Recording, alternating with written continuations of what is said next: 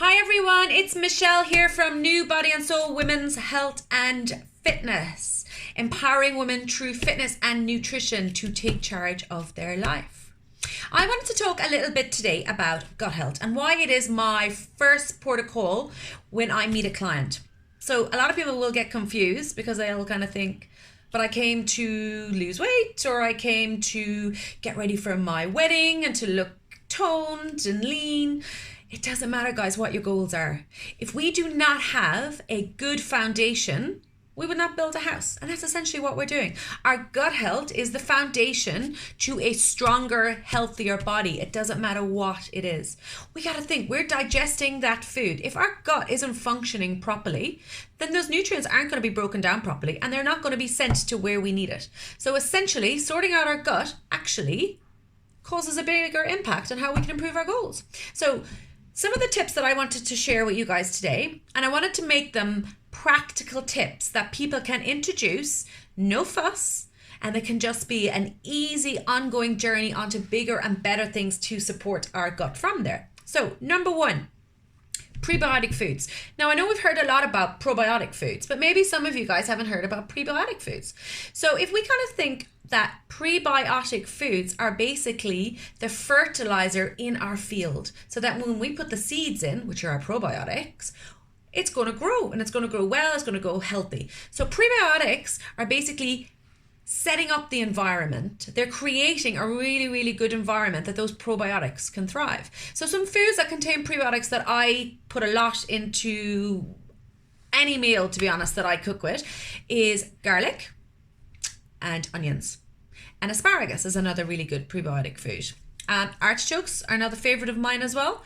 So these are things, especially the onions and garlic, they can be introduced to most meals that we have. You know, stir fries, soups, it doesn't matter. We can sneak these in. They can be chopped, they can be squashed, they can be stewed away. So adding these into your diet at least 4 to 5 times a week is something I suggest.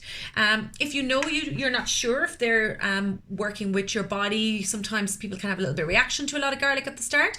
Make sure it's cooked well, so you're not eating it raw, and maybe introducing it 3 times a week and then upping that to 4 to 5 times a week. So number 2 is our probiotics foods. And I'm sure unless you've been under a rock that you have heard about probiotics. So probiotics, there are so many different strains of probiotics and it's so confusing. And that's why I say to people, make sure that you incorporate food into your diet that have all of the strains. So we're getting all those strains into our diet. And we get a lot of our probiotics from dairy products. Now, I know because we've been speaking earlier about bloating and posts on bloating that a lot of people can have intolerances to dairy. And that's fine. If you know that you have an intolerance to dairy, there are other things that you can introduce into your diet. So dairy has a protein called casein 1, but then goat's milk and sheep's milk have casein 2, which means that some people are better can tolerate it a little bit better. So if you don't tolerate dairy really, really well, try some sheep and try some goats. You can get the kefir, the yogurt, the milk. If that doesn't work on, maybe we're moving on to some coconut kefir, coconut yogurt. Which leads me on to point number 3. I got that right? Read your labels.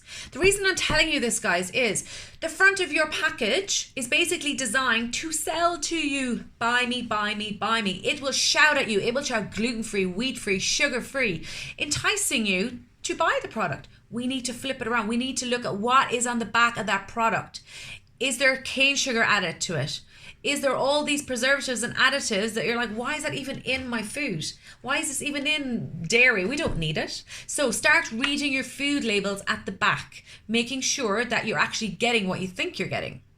So they're my top 3. I could introduce a lot more, but I don't want to overwhelm people. And I find that if we have too many things to incorporate, we just don't do it. So these are my top 3 tips for anyone looking to achieve any health and fitness goal. Sorting out our gut is going to help you achieve that.